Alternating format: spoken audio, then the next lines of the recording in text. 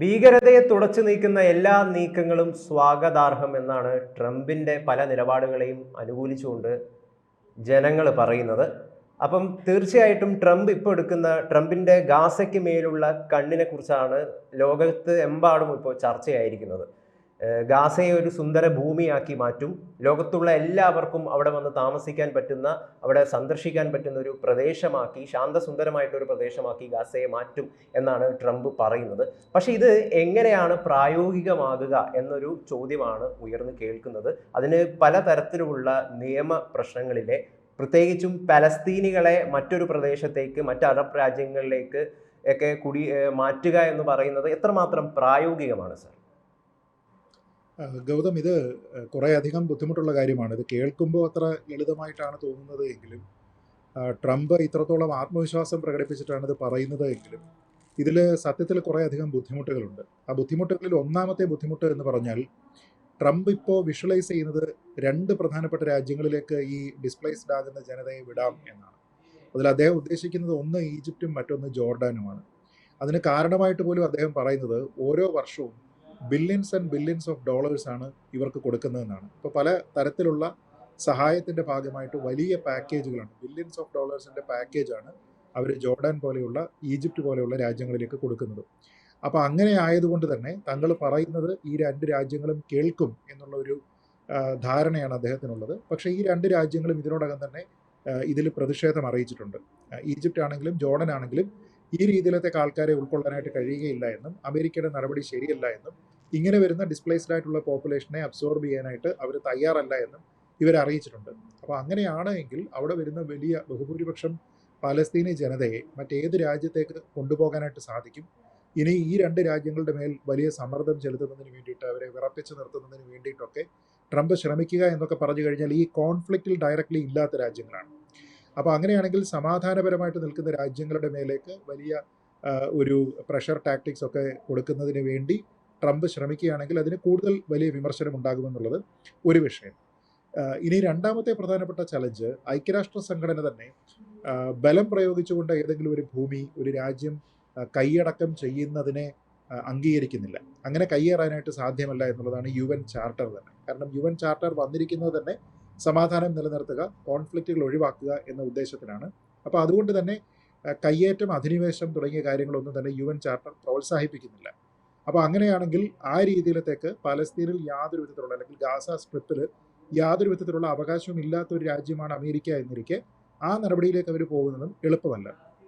പിന്നെ മൂന്നാമത്തെ ഒരു വലിയ പ്രശ്നമെന്ന് പറയുന്നത് എത്നിക് ക്ലെൻസിങ് എന്ന രീതിയിലത്തേക്കുള്ള ഒരു ആരോപണമാണ്. അതായത് ഒരു വംശത്തിനെ അവരുടേതായിട്ടുള്ള ഭൂമിയിൽ നിന്ന് പൂർണ്ണമായിട്ട് മാറ്റുക, മറ്റൊരു സ്ഥലത്തേക്ക് അവരെ നിർബന്ധപൂർവ്വം ഡിസ്പ്ലേസ് ചെയ്യുക എന്ന രീതിയിലത്തേക്കുള്ള വലിയൊരു പ്രശ്നമുണ്ട്. അപ്പോൾ അതിൻ്റെ UN ചാർട്ടർ അനുസരിച്ചിട്ടുള്ള, അല്ലെങ്കിൽ ഇൻ്റർനാഷണൽ ഡെഫിനേഷനൊക്കെ നോക്കിക്കഴിഞ്ഞാൽ തന്നെ ഏതെങ്കിലും ഒരു പ്രത്യേക എത്നിക് വിഭാഗം അല്ലെങ്കിൽ ഒരു റിലീജിയസ് വിഭാഗം മറ്റൊരു എത്നിക് വിഭാഗത്തിനെ അല്ലെങ്കിൽ റിലീജിയസ് വിഭാഗത്തിനെ ഡിസ്പ്ലേസ് ചെയ്യുന്നതിനാണ് എത്നിക് ക്ലെൻസിങ് എന്ന് പറയുന്നത്. സാധാരണഗതിയിൽ അത് നടക്കുന്നത് ഒരു പ്രദേശം ഇൻവേഡ് ചെയ്തതിന് ശേഷം, അവിടെ ഒക്യുപ്പൈ ചെയ്തതിന് ശേഷം എത്നിസിറ്റിയുടെ പേരിൽ മാത്രം ആൾക്കാരെ മാറ്റുന്നതാണ്. ആ ഡെഫിനിഷൻ എത്രത്തോളം പലസ്തീനിൽ ആപ്ലിക്കബിൾ ആകുമെന്ന കാര്യത്തിൽ സംശയമുണ്ട്. കാരണം പലസ്തീൻകാരായിട്ടുള്ള ആൾക്കാരെ മൊത്തത്തിൽ ഡിസ്പ്ലേസ് ചെയ്യുന്നുണ്ട്, പക്ഷേ അത് മറ്റൊരു എത്നിസിറ്റിയുടെ പേരിലല്ല, അല്ലെങ്കിൽ ഏതെങ്കിലും ഒരു റിലീജിയസ് ഫീലിങ്ങിൻ്റെ പേരിലല്ല അവരെ ഡിസ്പ്ലേസ് ചെയ്യുന്നത് എന്നുള്ളൊരു കാര്യമുണ്ട്. പക്ഷേ അത് വളരെ കൂടുതൽ ഇതേ പേരിൽ തന്നെ, എത്നിക് ക്ലെൻസിങ് എന്ന രീതിയിൽ തന്നെ ഡിബേറ്റ് ചെയ്യപ്പെടാവുന്ന ഒരു കാര്യമാണ്. അപ്പോൾ ഈ മൂന്ന് കാര്യങ്ങളും ട്രംപിൻ്റെ തീരുമാനത്തിന് വിരുദ്ധമാണ്.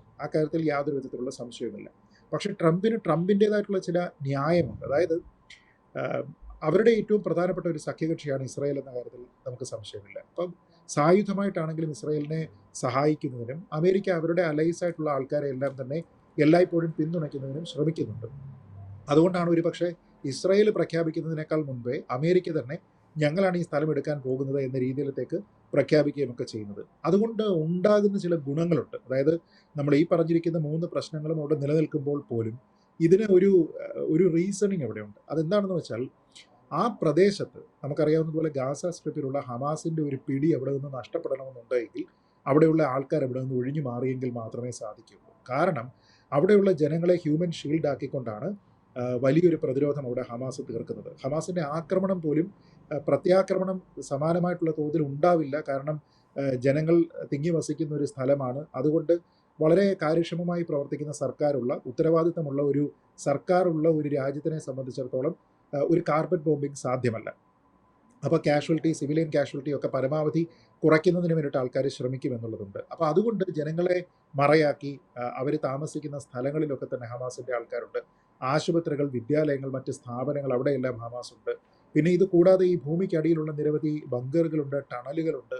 ഇതെല്ലാം തന്നെ പൂർണ്ണമായി കൈയടക്കി വെച്ചിരിക്കുന്നത് ഹമാസാണ്. അപ്പോൾ ഇതെല്ലാം തന്നെ അവിടെ നിന്ന് ഇല്ലാതെയാക്കുന്നതിനും അവരുടെ ആയുധശേഖരം അവിടെ ഇല്ലാതെയാക്കുന്നതിനും ഹമാസിനെ പൂർണ്ണമായി അവിടെ നിന്ന് തുരത്തുന്നതിനും ഒരൊറ്റ മാർഗം മാത്രമേ ഉള്ളൂ. അത് അവിടെയുള്ള ജനതയെ മുഴുവൻ ഡിസ്പ്ലേസ് ചെയ്യുക എന്നുള്ളത് തന്നെയാണ്. അത് അമേരിക്കയ്ക്ക് മാത്രമായിട്ട് ചെയ്യാനായിട്ട് കഴിയുമോ ഈ 3 വെല്ലുവിളികളെയും അതിജീവിച്ച് എന്നുള്ളതാണ് പ്രശ്നം. അപ്പോൾ ഇവിടെ നമ്മൾ നോക്കിക്കഴിഞ്ഞാൽ ഉണ്ടാകുന്ന വലിയൊരു വിഷയം താൽക്കാലികമായിട്ടുള്ള ഒരു ഡിസ്പ്ലേസ്മെന്റ് എന്ന രീതിയിലാണ് ഒരുപക്ഷെ അമേരിക്കൻ സർക്കാർ പോലും ട്രംപിന്റെ പ്രഖ്യാപനം ഉണ്ടായതിനു ശേഷം ഇതിനെ കാണുന്നത്. അതായത് ഇതുമായി ബന്ധപ്പെട്ട് പരസ്യ പ്രതികരണം നടത്തിയിരിക്കുന്ന പല ആൾക്കാരുണ്ട്. ഇപ്പോൾ കാരോലിൻ ലീവിറ്റ് എന്ന് പറഞ്ഞിട്ടുള്ള അവരുടെ വൈറ്റ് ഹൗസിന്റെ സ്പോക്സ് പേഴ്സൺ, ഈ വൈറ്റ് ഹൗസിന്റെ സ്പോക്സ് പേഴ്സൺ ഇതിൽ പറഞ്ഞിരിക്കുന്നത് ഗാസയിൽ നിന്നുള്ള ആൾക്കാരെ താൽക്കാലികമായി റീലൊക്കേറ്റ് ചെയ്യും എന്നാണ്. എന്ന് വെച്ചാൽ അർത്ഥം എന്താണ്? അമേരിക്ക അവിടെ ഒന്ന് ഡെവലപ്പ് ചെയ്യുന്നത് വരെ ഇവരെ താൽക്കാലികമായി മറ്റു രാജ്യങ്ങളിലേക്ക് മാറ്റുകയും അതിനുശേഷം ആ ജനങ്ങളെ അവിടേക്ക് കൊണ്ടുവന്ന് അവരെ പുനരധിവസിപ്പിക്കുകയും ചെയ്യുമെന്നാണ് വൈറ്റ് ഹൗസിന്റെ ഒഫീഷ്യൽ സ്പോക്സ് പേഴ്സൺ പറഞ്ഞത്. അതേപോലെ ഇവരുടെ സെക്രട്ടറി ഓഫ് സ്റ്റേറ്റ് ഉണ്ട്, മാർക്കോ റൂബിയോ. ഈ സെക്രട്ടറി ഓഫ് സ്റ്റേറ്റ് പറഞ്ഞിരിക്കുന്നത് ഇതേപോലെ അവിടുത്തെ ജനങ്ങളെ ഡിസ്പ്ലേസ് ചെയ്യുന്നത് ഇന്ററിം അറേഞ്ച്മെന്റ് എന്നാണ്.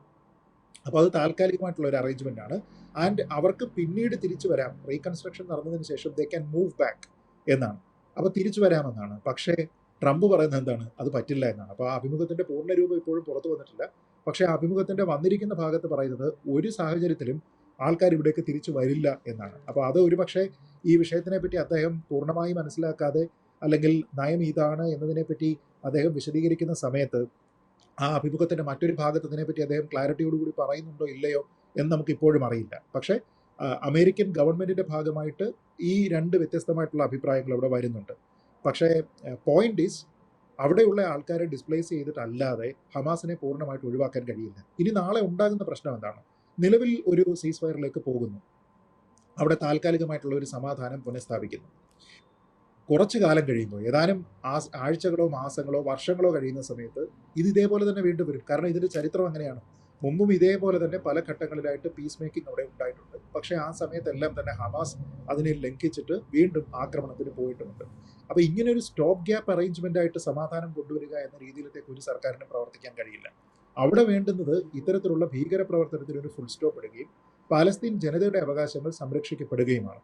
എങ്കിൽ അതിന് വേണ്ടത് എന്താണ്? ഹമാസിനെ പൂർണ്ണമായി ഇല്ലാതെയാക്കണം. അങ്ങനെ ഇല്ലാതാക്കണമെങ്കിൽ ട്രംപ് പറയുന്നതല്ലാത്ത മറ്റെന്ത് മാർഗമാണുള്ളത് എന്ന് ട്രംപിനെ എതിർക്കുന്ന ലോകരാജ്യങ്ങൾ പറയണം. അത് പ്രധാനമല്ലേ? അതായത് ജനതയെ ഒന്നുകിൽ ഞങ്ങൾ ഉൾക്കൊള്ളാം, അതല്ല എങ്കിൽ ജനതയെ അവിടെ നിർത്തിക്കൊണ്ട് തന്നെ ഹമാസിനെ അവിടെ നിന്ന് നീക്കം ചെയ്യുന്നതിന് വേണ്ടി ഞങ്ങൾ സഹായിക്കാം. ഇതൊന്നും പറയില്ല. എല്ലാം ആം ചെയർ ക്രിട്ടിക്സ് ആണ്. ഇവരെല്ലാവരും അവിടെ നടക്കുന്ന കാര്യങ്ങളെ ഒബ്സർവ് ചെയ്തിട്ട് അഭിപ്രായം പറയുന്നു എന്നതിനപ്പുറത്തേക്ക് അവിടെ സമാധാനം പുനഃസ്ഥാപിക്കുന്നതിന് വേണ്ടുന്ന നയങ്ങളിലേക്ക്, നിലപാടുകളിലേക്ക് ആരും തന്നെ പോകുന്നില്ല എന്നുള്ളൊരു പ്രശ്നമുണ്ട്. അതുകൊണ്ട് തന്നെ ഒരുപക്ഷെ ഞാൻ കരുതുന്നത് ട്രംപിന്റെ തീരുമാനത്തിന് ചില രാജ്യങ്ങളുടെയെങ്കിലും, ചുരുങ്ങിയത് ഇസ്രായേലിനെ സപ്പോർട്ട് ചെയ്യുന്ന കുറേയധികം പവർഫുൾ ആയിട്ടുള്ള രാജ്യങ്ങളുടെ ഭാഗത്തു നിന്ന് പിന്തുണ ഉണ്ടാകും എന്ന് തന്നെയാണ്.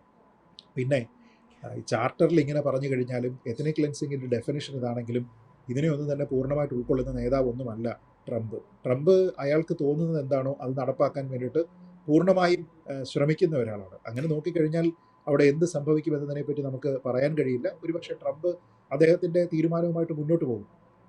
ഐക്യരാഷ്ട്ര സംഘടനയോ വേൾഡ് ഹെൽത്ത് ഓർഗനൈസേഷനെ ഒന്നും തന്നെ അദ്ദേഹം വിലക്കെടുക്കുന്ന ആളുമല്ല.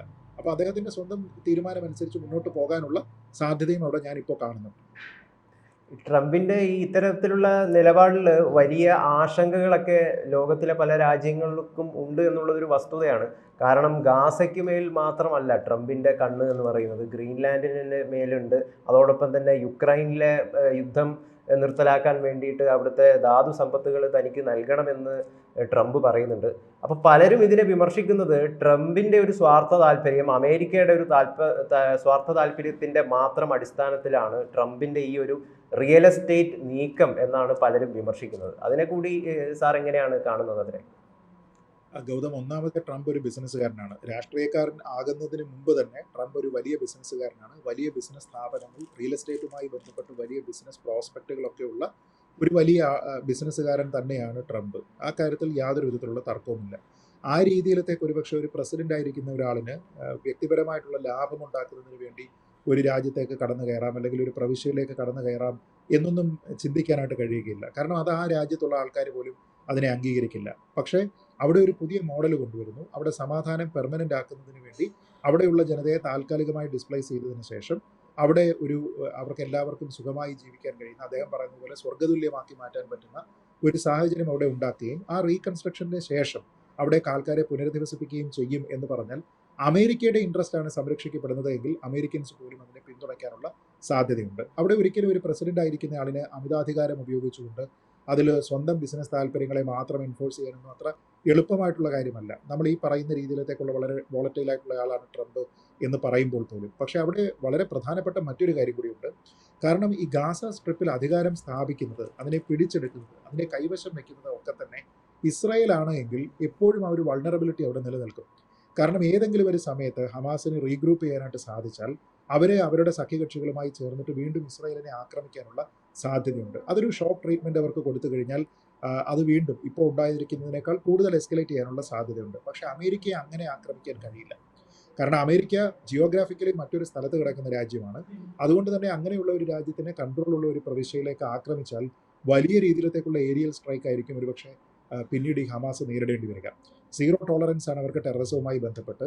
തന്നെയുമല്ല അവരെ അമേരിക്കയിൽ പോയി എതിരിടാനുള്ള ആവതൊന്നുമില്ലാത്ത രാജ്യങ്ങളാണ് ഇതെല്ലാം തന്നെ. അതുകൊണ്ട് ദൂരെ കിടക്കുന്ന ഒരു രാജ്യം, ജിയോഗ്രാഫിക്കലി വളരെ വിദൂരത്തുള്ള ഒരു എൻറ്റിറ്റി ഇവിടെ അധികാരം സ്ഥാപിക്കുകയും അവർ വലിയൊരു സൈനിക ശക്തി ആവുകയും അവർക്ക് പിന്തുണ നൽകാനായിട്ട് തൊട്ടപ്പുറത്ത് ഇസ്രായേൽ ഉണ്ട് എന്ന് പറഞ്ഞു കഴിഞ്ഞാൽ ഈ പറയുന്ന വിഘടനവാദികൾക്കോ അല്ലെങ്കിൽ അവിടെയുള്ള തീവ്രവാദ പ്രവർത്തനം നടത്തുന്ന ആൾക്കാർക്കോ പെട്ടെന്ന് വന്നൊരു ആക്രമണത്തിന് മുതിരാൻ പറ്റുന്ന ഒരു സാഹചര്യമില്ല.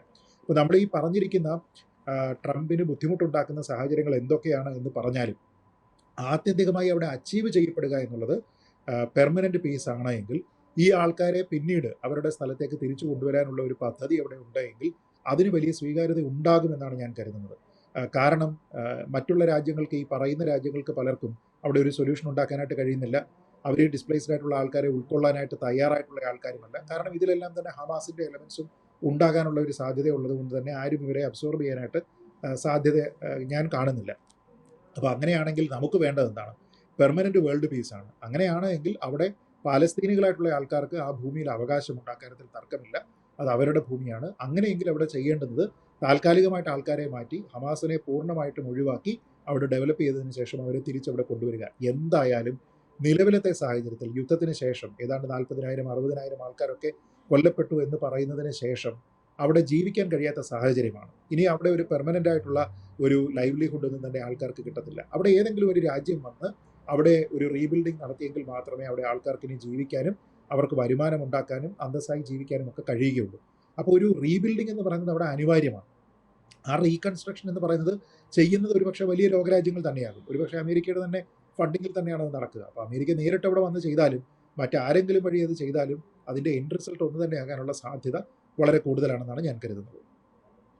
തീർച്ചയായിട്ടും. ട്രംപിൻ്റെ ഈ ഒരു നിലപാടിൽ പല തരത്തിലുമുള്ള പ്രായോഗിക പ്രശ്നങ്ങളുണ്ടെങ്കിലും അതിൻ്റെ റീസൺ എന്താണെന്നുള്ളത് സാറ് വളരെ കൃത്യമായിട്ട് തന്നെ വിശദീകരിച്ചു. എന്തായാലും ഹമാസിൻ്റെ അടിവേര് തോണ്ടുക എന്നത് തന്നെയാണ് ട്രംപിൻ്റെ പ്രധാന ലക്ഷ്യം. അതൊരു നല്ല ലക്ഷ്യം തന്നെയാണ്. അത് നിറവേറുക തന്നെ വേണം. ഗാസയിൽ സമാധാനം പുലരണം, ശാന്തസുന്ദരമായിട്ടുള്ളൊരു ഭൂമിയായിട്ട് ഗാസ മാറുകയും വേണം. പക്ഷേ പലസ്തീനികളുടെ വിഷയത്തിലാണ് ആശങ്ക ഉയരുന്നത്. അതിലും കൃത്യമായിട്ടുള്ളൊരു വളരെ നല്ല രീതിയിലുള്ളൊരു തീരുമാനം തന്നെ വരും ദിവസങ്ങളിൽ ഉണ്ടാവട്ടെ എന്നാണ് നമുക്ക് പറയാൻ വേണ്ടി സാധിക്കുക. എന്തായാലും ചർച്ചയിൽ സഹകരിച്ചതിന് വളരെയധികം നന്ദി സർ. കൂടുതൽ വാർത്തകളും വിശേഷങ്ങളും നിങ്ങളിലേക്ക് എത്താൻ ABC മലയാളം സബ്സ്ക്രൈബ് ചെയ്യുക, ബെൽ ബട്ടണും അമർത്തുക.